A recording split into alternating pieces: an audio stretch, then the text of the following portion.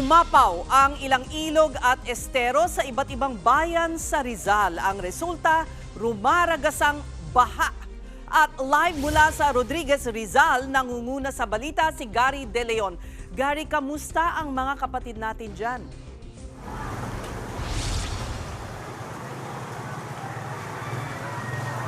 Ses, nandito tayo ngayon sa isang evacuation center dito sa lugar ng Burgos. Makita naman ninyo, naka-ready na yung mga kababayan natin. 800 daw ang dinala rito at kasama yan sa 3 barangay na apektado dito sa Rodriguez, Rizal. Dahil sa patuloy na pag-ulan, umapaw na ang Upper Wawa Dam, kaya pinangangambahan ang pagtaas ng level ng tubig sa Marikina River. Pinag-aaralan na rin magpatupad ng forced evacuations sa pinaka-apektadong lugar dito.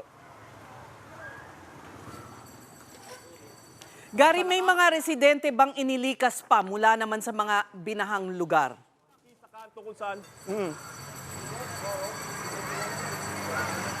sa ngayon, Ses, tatlong lugar kasi yung sinasabi ng MDRMO na kailangan nilang paglipatan.